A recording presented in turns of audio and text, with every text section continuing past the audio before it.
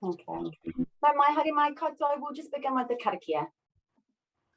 Kia tau te rangi Māori e, o te rangi e tu iho nei, o te papa e takato nei, o te taiao e awhi nei, ki runga i a tātou, tihei mauri ora. No mai, haere mai ki tēnei system change in action. Webinar whaia, ko te wiki o te reo Māori e tau nei, kia kaha te reo Māori. This week is Māori Language Week, a week to celebrate, or a time to celebrate and have a go if you haven't already. No te kuiti aho ko te atatu o tamakina kaurau aho e noho ana. Kei Sport Waitakere, Healthy Families Waitakere aho e mahi ana. Ko Caitlin Nicole aho. Nō reira, tēnā koutou, tēnā koutou, tēnā koutou katoa. Welcome everybody again to our webinar, showcasing collaboration and collective impact.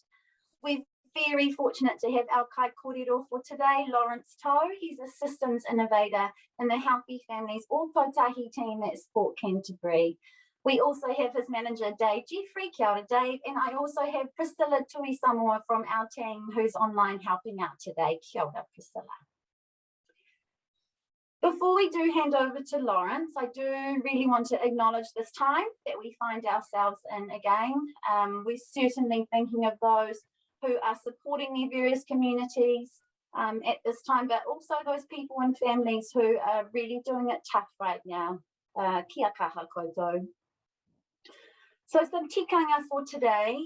We welcome you to put any questions or comments into the chat on Zoom while Lawrence is talking, or if you're watching on Facebook, you can also put a comment in on Facebook, and we will put your partai to Lawrence and Dave at the end.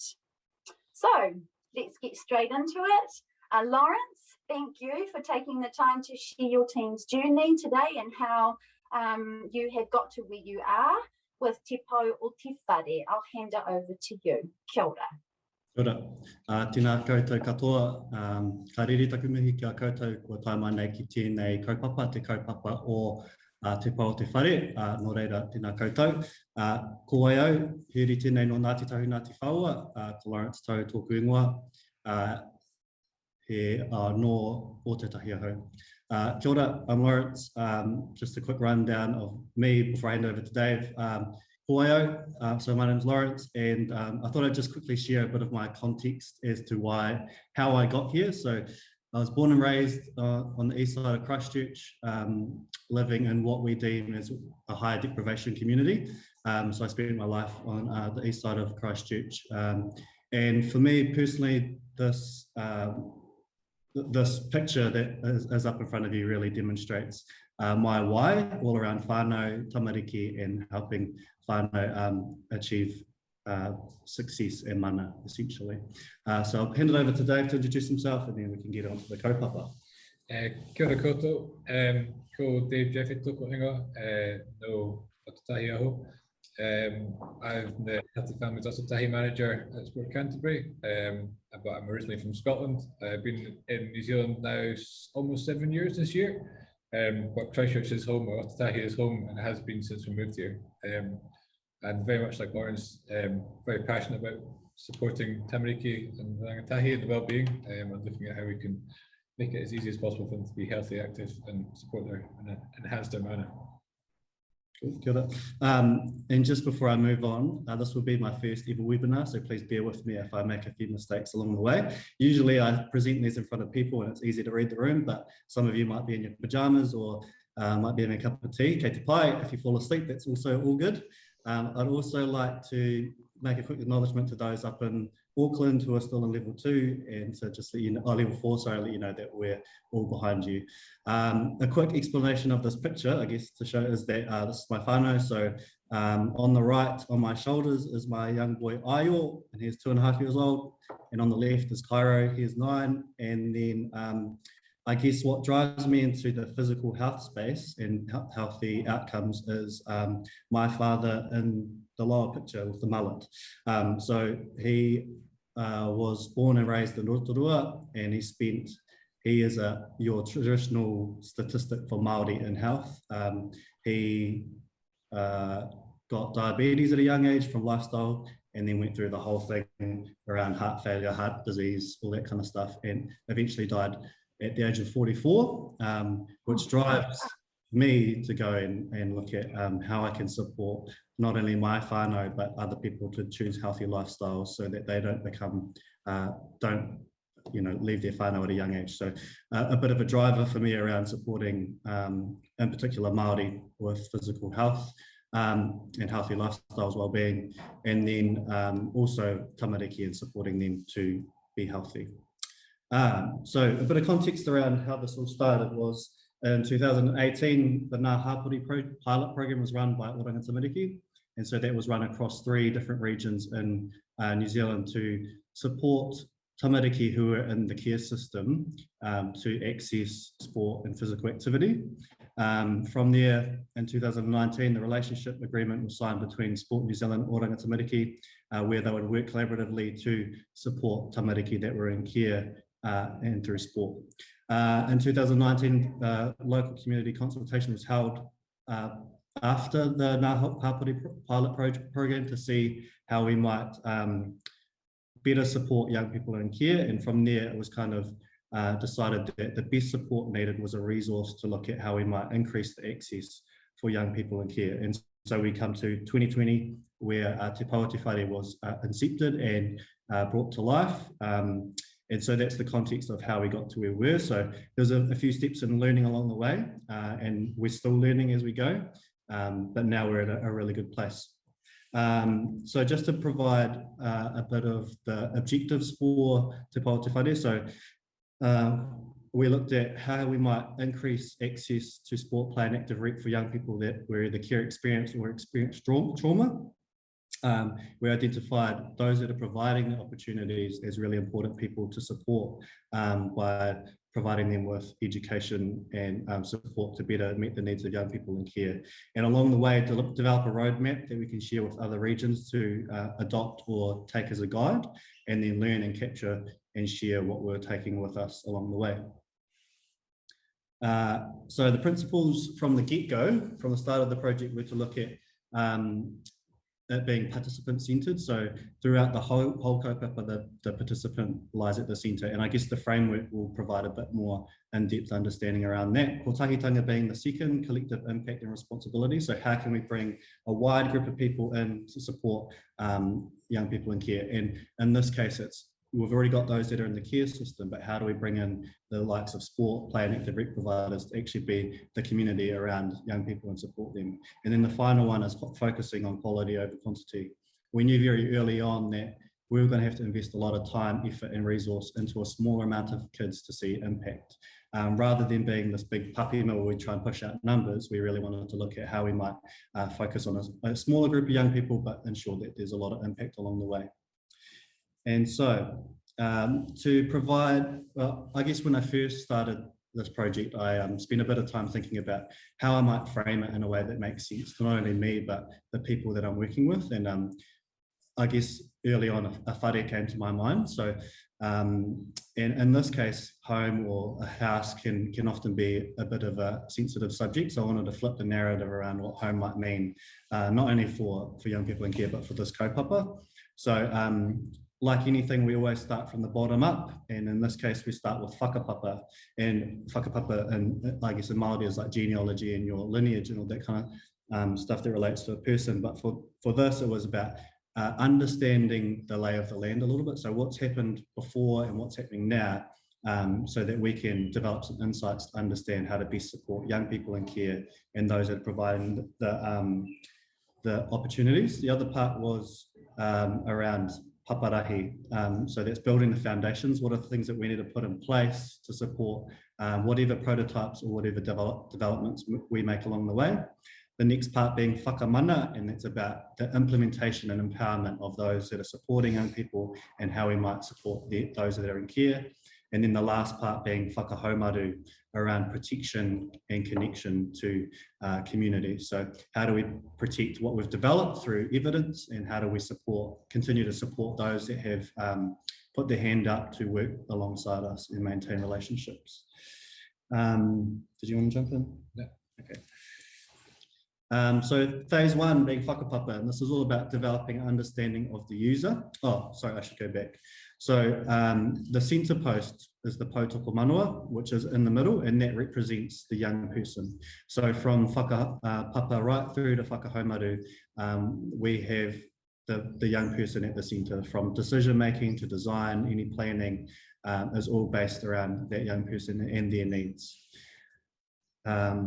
So whakapapa is all about developing an understanding of the user and empathizing with their experience in the system by gathering key insights from all the interested parties. So in the context of Te Pao Te Whare, this looked like us going to the user and people around them to better understand what their needs were, what their aspirations were for physical activity, whether it's sport, play or active rec, how they can be better supported, and what extra support they might need.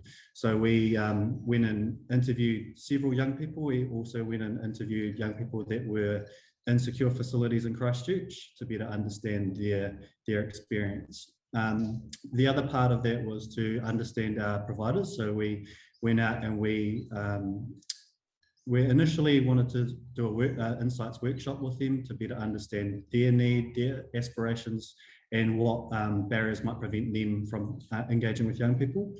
Because of COVID, we had to,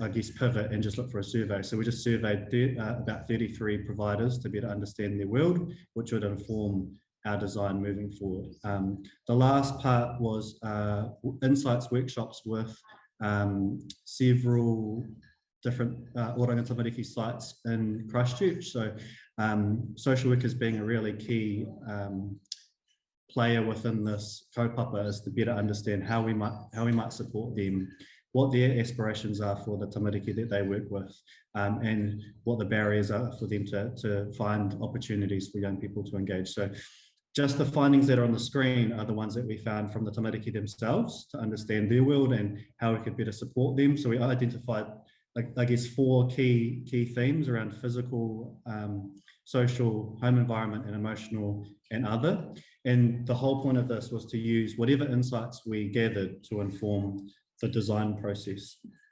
So you can see there's quite a few in there, and some more relevant than others.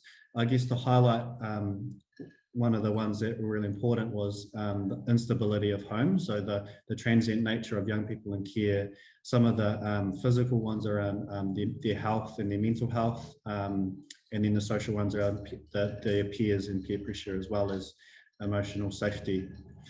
So all of these insights that we've gathered have informed us as we've moved along through the development, the design, etc. So the next phase was paparahi, and this was all about developing the systems and structures that would support whatever we designed and developed. It was about developing some key relationships and building meaningful relationships, and also developing a message. So what is the story that we're wanting to tell from the start, rather than looking for the story at the end or halfway through? So we identified some key messages, and then to put some parameters around what we're going to do and adopt some of the approaches that we're going to use along the way. And so an example of the systems and structures that were developed was a design team. And so this design team was a collaborative group from different sectors. So we wanted to have a balance of people from the care sector and people from the sport, play and active rec world to come together and use the insights gained to develop some prototypes. And some of the keys to that success was to set the parameters really early, to identify one purpose, and the biggest part of that is the cross-sector collaboration. So a lot of different organisations coming together to support the kaupapa. And so to provide a bit of insight into who that might be, it was people from Oranga Tamariki, Voice Whakarongo Mai, which is the independent advocacy service for young people in care. We had Canterbury Rugby League, Healthy Families, Touch Canterbury, and kind of like an independent contractor who worked between both the sport, the active world, and the care sector. So we had a really nice balance of different representatives in that group. And in this picture, they're using Lego as a way to design some concepts. And so the next phase after that was the whakamana phase, and this is all about implementing, designing and implementing the prototypes that we were going to test with young people and providers. And so that design team came up with two, one being a professional development program for the providers, and the second one being Te Whare, which is a community activation / mentoring program, which I'll talk about more now. So prototype one being the professional development program. Through the design and insights, it was identified that there were some key relevant topics that we needed to cover to support the capability of providers. One being trauma-informed practice, the other one being de-escalation. And then as we went along, we found others that we can unlock. And so the program was developed. And I guess the thinking behind this program is that we often do professional development or training that might see us go to these awesome workshops and we get to learn all this stuff, but we don't necessarily have an opportunity to apply that learning. And so we looked at how we might create a professional development pathway. So what is the pathway to support a provider to go through the training in a way that made sense? And so the development pathway was established, and it looks like this. So the provider would enter into it and go through a series of workshops around relevant topics, so trauma-informed practice, de-escalation techniques. And so this was done across 10 weeks. And so they would do the training, and then we lined up 3 residences within Christchurch who were secure and had tamariki that were in, and rangatahi that were in their care. And so the providers, so coaches, anyone that was in the physical activity space was invited to join the program. And so they went through the training.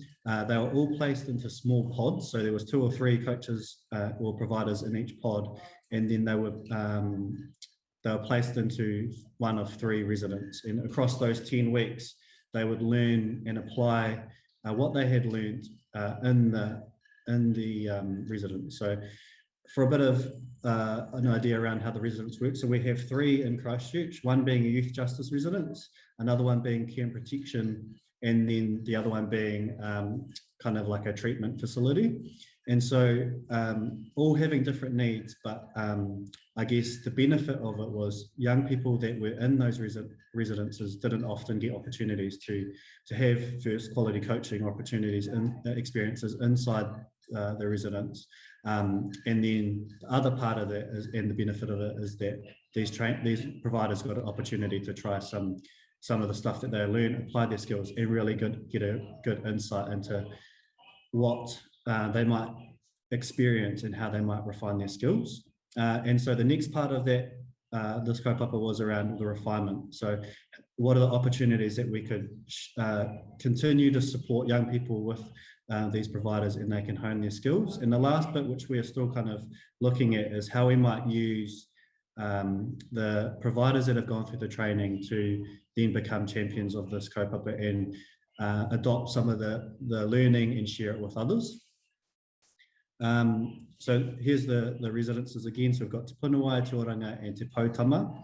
And so in some of these cases, it's youth justice, care and protection, so they're in a secure facility where they might either be a harm to themselves, to the community, or just have nowhere to go. So some of these kids are in there for weeks, months, years, and often experiencing lots of stuff happening around them. So family breakdowns, all that kind of stuff. So a really high need space, and probably an area where a lot of kind of traditional providers weren't working in. So we wanted to make sure that they were in a safe space to apply their learning and build relationships with young people inside.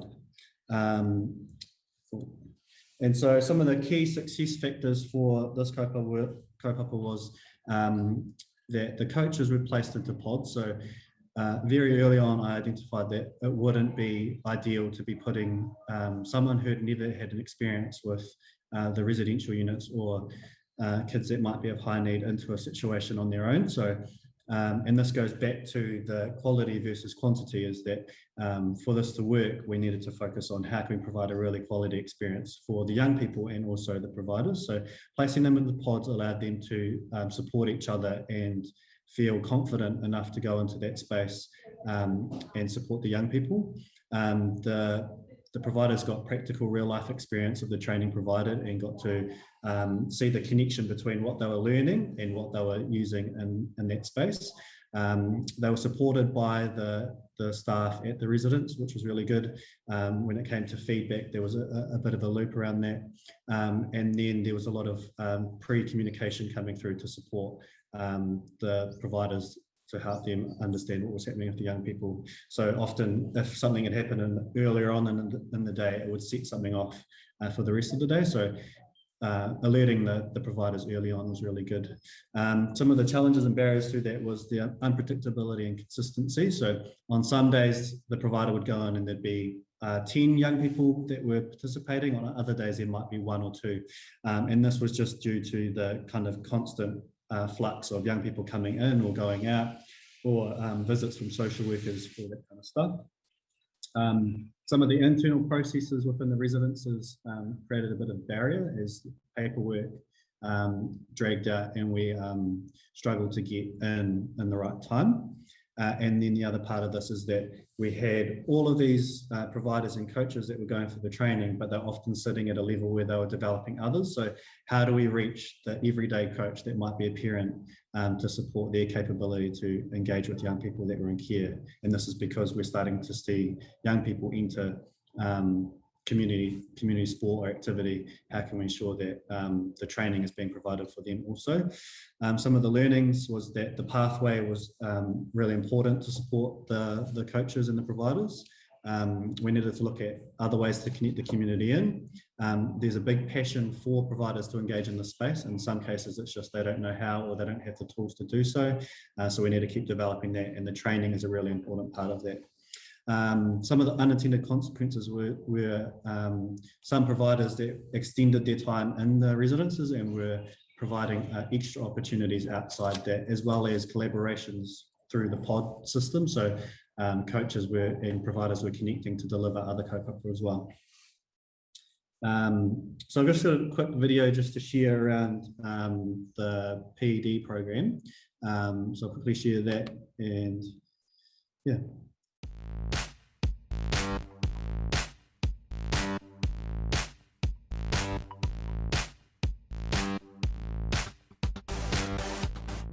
I think it's hugely important. It gives them opportunities to look at different experiences, some sports that may not have been reachable. What I mean by that is that the resources or the avenues of being able to get involved in that sport haven't been there. So it's kind of bridging that gap. What it means for our organisation, or our residences, it means that we're opening up more connections with different community sport providers, which is awesome. Getting more external providers in means that we're giving the young people more experiences than what we would usually have. With Lawrence and his project, it's been awesome to try and open those doors up and make more connections, and that's what it's about. I guess the impact for the long term, we'd like to hear that young people are doing well and that they've kept engaged with those sports that they're interested in, and they've been supported to continue those sports. This project, Te Whare o Te Whare, is really important to voice because our main kaupapa is about empowerment and enhancing the mana of young people in care. Care experienced young people experience a lot more barriers to access sport and physical activity than those that are not in care. So we're just out here trying to support Sport Canterbury and the project that they're doing to help reduce those barriers.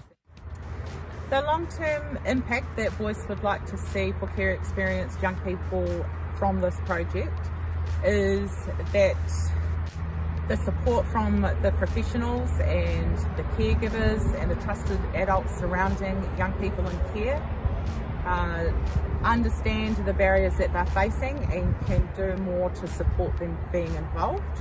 Really interested in understanding how sport can be used for social outcomes. How can we use sports and role models in a mentoring capacity to develop trust with the young person that can be part of that young person's journey and helping them towards where they want to get to. I was excited about getting the opportunity to be part of this project and to work with the rangatahi at Te Whare. Really wanted to get across my passion for sport, that sport's not just about winning or losing, that it's about the friendships you make, the experiences that it can create, and also the opportunities that come along the way as well. Personal development that we've taken, we've had 4 Zoom sessions with various guest speakers, and a major component of it is the reflective practice. So we've had a series of questions that we ask ourselves after each session, and it's been really useful for me understanding more about my set of biases and my philosophies, and how that impacts the young people that we work with. The personal development process has been really good.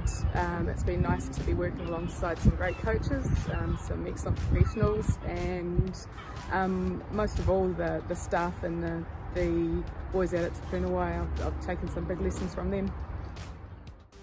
So the biggest learning has just been with the connection with the young people. Often with coach education, the focus is on the delivery and the practice. And over this period, I've really understood that the young people are more focused on the connection they have with their group and also the mentor. So the focus as a coaching group needs to be on building those relationships instead of a focus on the actual coaching delivery. I've learned a lot along the way, but I guess the biggest learning I've taken from this has been that you need to take a step back as a coach, listen to your athletes, observe them and question them a lot more, to get to know them on a different level, learn their values, their needs, so that you can create a better learning environment for them.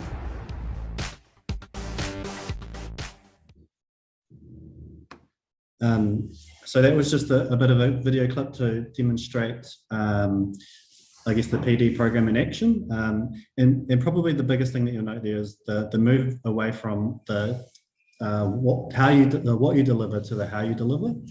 So a lot of the learnings for them was around how they might build relationships, and some of the gold within that was, okay, so we've got the coach or the provider up the front delivering, but it was actually the learning was being applied when it was about re-engaging a young person who had disengaged. So by placing them into pods, the coaches were able to go and connect with young people on a different level and actually bring them back into the activity. So they deepened their understanding around how to re-engage young people in activities, and also understanding how to modify their sessions based on the need. So an example would be that there was a young boy in one of the sessions who got elevated every time they were participating, and they as a pod they identified that it was because he was getting too hot and his heat was actually creating a disruption for him and his behavior. And so as a team, they got together and said, how could we apply what we've learned to support this young person? And so they applied their de-escalation techniques within that around some breath work. They paused the group and did some slowing down. And rather than pinpointing one young person, they just supported the whole group to take a break, to go through some breath work and then return back to the activity, which they found really beneficial. So prototype 2, and I'm pushing for time here, so I've got to pick it up a little bit, is called Neke Te Whare. And so this was a prototype that was developed to support young people that were in care but in the community. So we have 2 different cohorts. We have those that are in the residence, and then we have those that are in the community. And so very early on, I kind of identified that we couldn't just take a young person who had never had any experience or who had negative experiences of physical activity and just place them into any activity willy-nilly. So the approach we took was to provide a special friend or a mentor that nurtures and supports a young person, use play to support the motivation and confidence in relationships with the mentor, and then connect the young person and their mentor to a community activation program. The cohort of young people that we worked with were 9 to 14 years old, and they were all identified through different sites at Oranga Tamariki.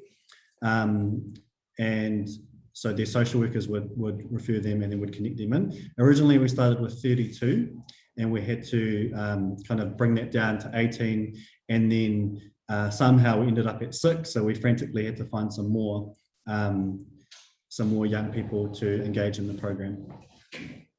And so the prototype focuses on 3 key points, one being mentoring. the other one being play, and the other one being community activation. So we work with an organisation called the Special Friends Sports Trust to create the mentoring component. So each young person was matched with a mentor based on their interest and their need. The mentors were also supported with training that the providers went through, and then they would have one-to-one sessions supporting the young person. And the goal there really is to build a meaningful relationship, and then the mentor's job is to support them and then kind of reduce the barriers that prevent them from accessing physical activity. The next part of that was using play to build confidence and motivation. So we developed a playbook, and this was a book given to the mentor and the young person to kind of track their learning, identify some goals that they might want to work on, and develop a bit of a play wish list of items that they might want at home to support their physical play. We also provided a play kit to support physical activity in their local community or at home. And so the mentor would use the play kit as a way to kind of come into the session not empty-handed and have something that could support them, but also not be obliged to do so. And then the final piece of that is the community activation program. And so we also collaborated with the Origin Sport program with Crossover Trust. And so their role was to lead and coordinate a community activation program. And so that was a termly program delivered every second week, every fortnight, where the young people would get a chance to try a whole bunch of activities that they might not have, and it provides a safe stepping stone for them to find something that they might want to participate in long term, and then the mentor would support them to engage in that. And so, yeah. Some of the biggest successes with that was the differing levels of participation. So within the community activation program itself, the young person could engage in lots of different ways. So they could either join the whole program and participate with the whole group, or they could work with their mentor one-on-one, or they could work on their own. So there was no pressure within that program that they had to participate in a way that didn't work for them. So they were able to engage in lots of different ways. The mentor was there to support them and bring them back when they needed to. The mentoring sessions themselves were all child-led. So whatever the child was wanting to do, the mentor would support help with them. And so the one-on-one sessions were very informal and looked like mountain biking, rock climbing, walking, gymnastics, all that kind of stuff, with the hope that eventually they will find something that they can participate in. Some of the other successes were around finding the right mentors to support them. And so our mentors ranged from young athletes who are professionals that, in their early 20s, who just wanted to support young people, through to older adults who had young people that had their own children had grown up and wanted to give back in some way. Some of the challenges and barriers along the way was information sharing. So to match our mentors with young people, we had to make sure we had sufficient information. And in some cases, we either couldn't access that information, or the social worker hadn't passed the information on. So we had to quickly find ways of gathering information to support the matches. Some of the other challenges and barriers was around some of the behaviour and needs of the young people. So sometimes when you've got kind of your everyday people in the space who might not have dealt with some of the behaviour that they were experiencing, we had to find other ways to support that. So we developed a supervision kind of system to support that, to ensure that there's that constant feedback and they were supported along the way if they had questions. They were also given the training to make sure that they were placed in a good space. And then one of the biggest challenges that we're experiencing as we continue is the recruitment of mentors. So we've got an influx of young people that are really keen to be involved, but we have a really small supply of mentors at the moment. Some of the learnings, again, going back to information as being key, focusing on the smaller number of younger people and putting a lot more effort into supporting them long term. Opportunities would be to, rather than trying to overload this community activation program in one community, would be to replicate the program into several other communities to ensure there's lots of different kind of activation programs that are popping up around the city. So a quick story. So the person in the photo on the right, her name is Sandy, and she is the founder of Special Friends Sports Trust. And I guess this story highlights how we can use sport and physical activity as a way to support the wider outcomes for young people. So the person she's working with, his name's Rio, and he was referred through Oranga Tamariki, living with his grandmother. And so very, very early on, Sandy identified that Rio had quite severe severs in his feet. So he would walk like that. And so she identified that as the biggest barrier for Rio. It caused a lot of problems for him in terms of not only his physical well-being, but his confidence to engage. So he would often disengage with the session because of his severs. So Sandy went out of her way to use her connections that she has to connect him with a podiatrist. And that podiatrist was supporting Rio with his severs. So they got him orthotics, they got him some physio sessions so that they could support him to work on his severs, to increase his confidence to participate. And so that's a really cool example of how we might be using sport, play and active rec as the thing, but also it becomes the vehicle to support these young people. And it was identified in his care plan that he had this, but nothing had been really slow to support him. So this accelerated the support to support him along the way.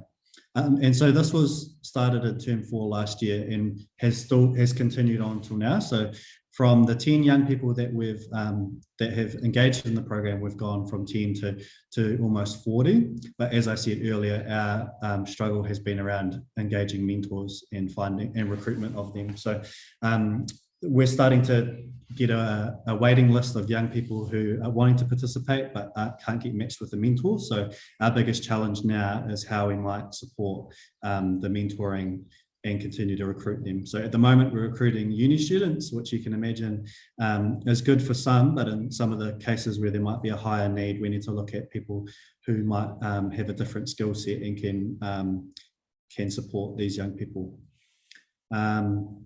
And so the last part, and where we're at now, is whakahaumaru, and that's how we protect what we've developed and we further connect the young people. So as I said, in order to protect this kaupapa around the mentoring, the community activation, we need to find more mentors. We need to ensure that there's awareness of this group of people that are willing to help out. And we need to tell the story in a really meaningful way. We also need to look at how we might share information better and continue to grow this village of people that are supporting young people that are in care. And as we go through this process, it's about finding the long-term or the activities that young people can participate in. So we don't want to keep them in the community activation program for the whole time. We want to find something that really sparks an interest in them and then remove the barriers for them to connect into that activity. And we constantly need to be reflecting and capturing the learning along the way. So some of the the biggest barriers and challenges across everything was around information sharing. So this constant flow of information and information being key to supporting the young people was really crucial. In some cases, we got no information on young people. In other cases, we got some really good stuff. So we really need to focus on how we might share information and obviously protect the privacy and safety of young people along the way. The question around sustainability. So how are we going to resource this? How are we going to fund this? How are we ensuring that we're getting enough mentors to support the kaupapa so that we're not having this build-up of young people, this waiting list of young people and not being able to support them. The transient nature of care. So in some cases, there were kids that were in the program, there was an incident and then they were taken to another region or they were placed into another family. And an example of that is some young people that were engaged in it had a breakdown in their family, were placed in another space, and we couldn't locate them. The mentor couldn't locate them, and even the social worker couldn't locate them. So a bit of a challenge around, if we are experiencing this transient kind of nature of it, how do we ensure that the mentor, for one, building this really meaningful relationship, can still connect to the young person. Capacity and capability of people and organisations. So yes, we did the PD program, but does that say that an organisation is capable to support young people? Are our clubs in a position to support them and provide a really good environment for them? How we might engage whānau and caregivers was also a challenge, because we're constantly working through social workers, and identifying who the decision maker became really difficult, and then the recruitment of mentors being another challenging barrier. And what we're learning along the way. So again, emphasising quality over quantity. So we really need to put a focus on a smaller group of people and ensure that we're doing things right for them. When it comes to testing, I said very early on, I don't want to test on young people. I would rather test everything around them and then support the young people along the way. We need to develop a deeper understanding from our perspective of the care system and how we might better support, better work within that space. In some cases, people could be better suited to work in that space. In other cases, they might be better suited to work elsewhere. Telling the story well is really important as well, and getting the key messages across. We're still learning to increase capability and capacity of providers. The biggest one so far has been needing to engage with Māori across all levels, from decision-making, planning, engaging with mana whenua, and understanding their aspirations and challenges for tamariki who might be from their rohe. And then to take time and be flexible. So often having to be in a space where there's constant change, we needed our providers and the people we're working with to be flexible, and to invest a lot of time into the kaupapa. How's my time, Caitlin? You're good. Okay, I'm just going to share another video, and this kind of just highlights the overall overview of the whole project. You'll see a lot of adults talking, which is again another barrier around how can we tell the story from the young person's perspective. But as you can imagine, safety, privacy are really important. So there's a lot of adults talking, but it kind of shows the project overall. In this project, we're looking at those 30%, the hardest to reach young people that don't always get the opportunities that they should. So my passion lies with these group of young people that for most of their life haven't engaged in sport or physical activity. Being the vehicle for them to develop confidence, to look at whole water and their well-being, and to hopefully prepare them for whatever challenges or adversity they might face in the future.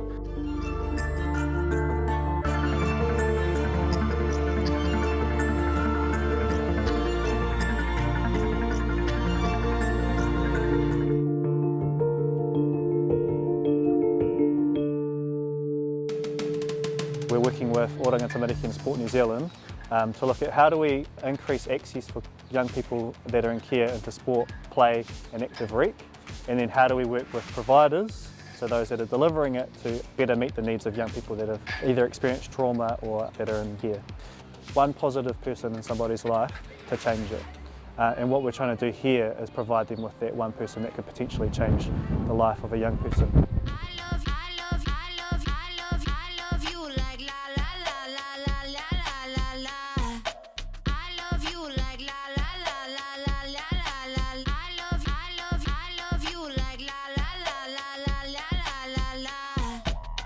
Today we're working on a professional development program called Te Whare. That's where about 12 to 15 coaches will be coming through, receiving some training around de-escalation, trauma-informed care and heads assessment. That's where they'll get the tools that they need to work with young people that are in care and in the residential units around Canterbury. Sport Canterbury is realising they're working with a diverse group of young people. Some of the young people come from difficult backgrounds, so we've just done a seminar today on de-escalation with young people, trying to understand what are some of the things that can cause young people to become angry and upset.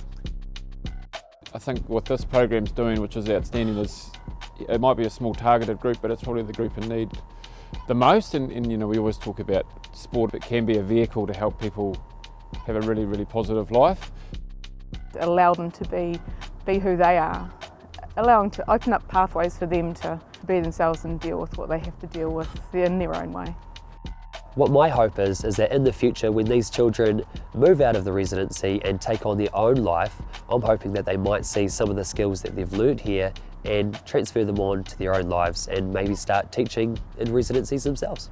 The design phase, where we brought a whole group of different adults together, sports professionals, and then we had social care sector involved with that design team, and design prototypes that we could use to increase access for young people in care. And then the second part is working with the providers to increase their capability. I'm really big on making sure young people have a voice in this project. Sometimes there are things that make it difficult for them to get involved, whether it's their past, their behaviours, their history, or just the coach not understanding them. And so my hope is that we can create more understanding and reduce those barriers completely. The people who are supporting them within sport have, I guess, the skill set to respond to their needs, so that we do truly break down those barriers, because all our children should be able to access what every other child in New Zealand has access to. That rolls into a long-term goal of this actually rolling out of the whole of New Zealand, so that it's not just Sports Canterbury that are able to support their coaches, that it is across New Zealand and other countries learn from what we've done here. Today we had a bunch of young people who are care experienced. They've all been assigned a mentor or a special friend to work with, and today they've come in to participate in a whole bunch of different activities, different sports. So today was ultimate frisbee. In terms of building confidence for young people, these young people have faced more barriers than others in terms of participation and some of the circumstances that they're in. So providing them with a really positive adult in their life can help them build the confidence to participate. I've got children of my own, but you never know, what these children have been through, potentially what they're perceiving the program is about. When they told me about the kind of kids that they're going to be dealing with, I straight away thought about my upbringing and a lot of the kids I grew up with. Some spent their time in foster care, some had solo parents, and so just thought it was another opportunity just to kind of, express some sort of support to kids who might not get it as much. Growing up, I always had the opportunity to do sport, so it was just normal for me, whereas I guess not everyone has that. So yeah, really cool to be able to try and pass that on to these kids. If they can thrive in sport, then I think that puts them a long way for life in general. I found that when I did well in sport, that kind of just normally gave me the confidence to have a go at things outside of sport. So, and that's the biggest thing, is that hopefully these skills that they pick up from sports can be utilised in their everyday life.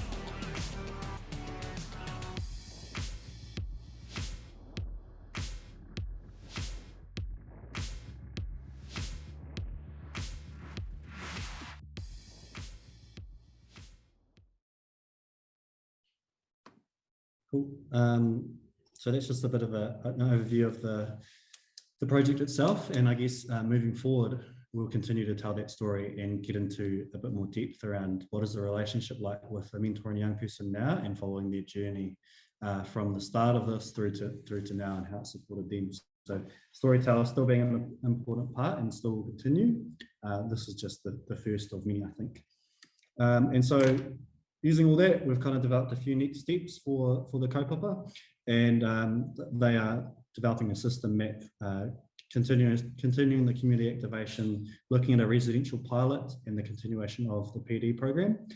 So the system map will allow us to better understand the system for one, and to visualise it.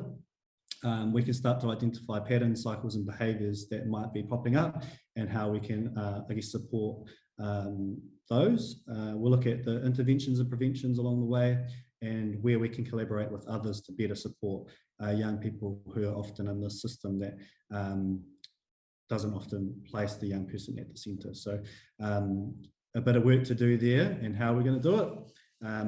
And so the next one is around community activation. So we are wanting to, expand what we've done locally, and look at how we might engage more young people into the program, but ensure that they we're doing that in a really supportive way. So we're looking at potentially having a role or someone working in that space to support the community of providers to better meet the needs of young people in care, and provide the really quality opportunities and experiences as well as supporting the recruitment of mentors, ensuring that young people, there's a bit more of a pathway for young people to enter the sport and physical activity world, and continue to activate the community. And then the other one is wanting to develop a residential pilot. So we want to look at the learnings that we took from the residences in terms of their access to opportunities. They were telling us that we want opportunities to connect outside of the residence. So we want to take our young people out and connect them to competitions, to interact with their community.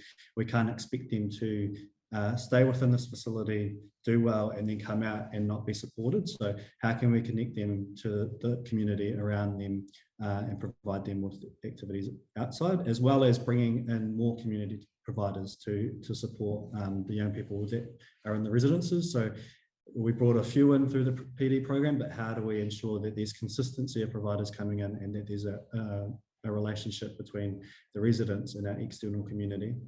As well as kind of building the capability of the providers inside. So youth workers that work in Te Punawai, for example, have a connect close with these young people. How can we support them to have the tools to provide physical activity opportunities in the residences as well?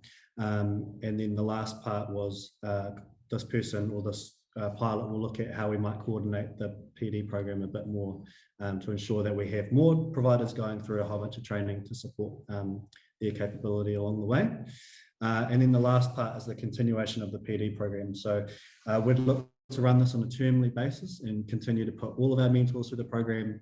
We'll look at developing an e-learning module so that we can support other people in other regions. So whether it's just introduction to some of the topics, how can we ensure that there's exposure to some of the topics that are covered in this, in particular for Christchurch around trauma.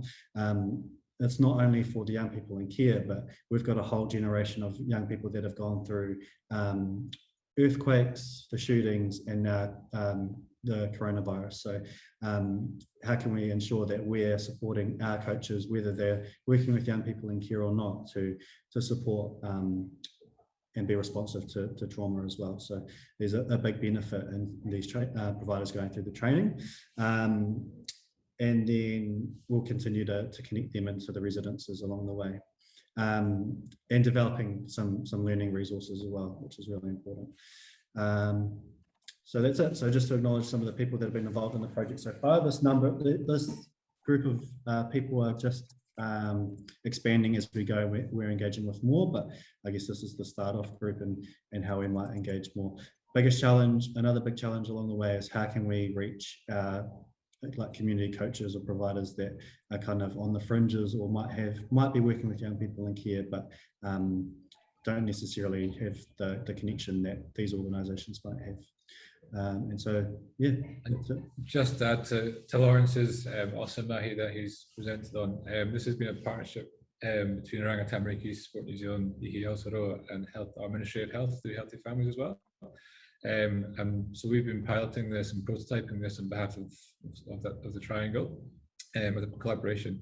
And the next steps are also to look at what other sites across the country to amplify it to other parts of Aotearoa.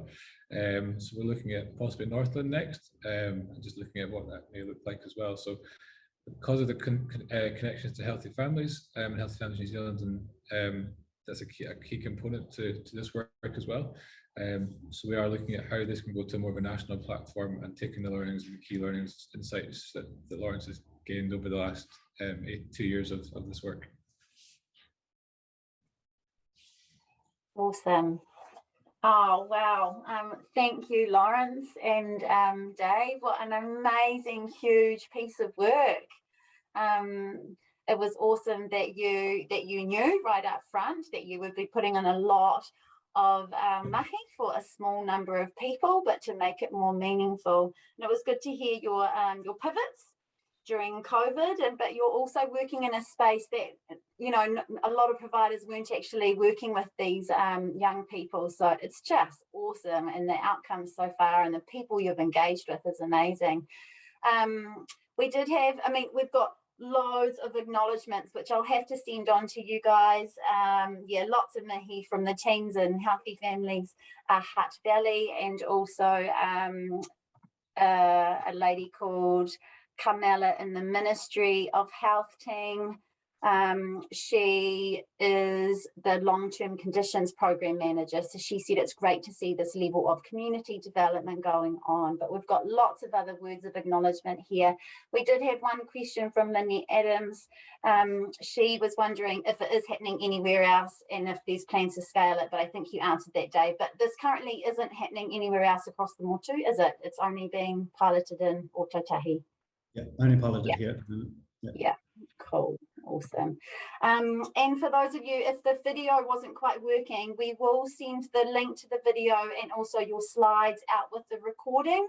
And we'll also upload those links onto our Healthy Families Waitakere website so that you can access it all there if it was going a bit static-y for you. But Lawrence and Dave, I'll send these words of acknowledgement onto you because there's lots of feedback coming through.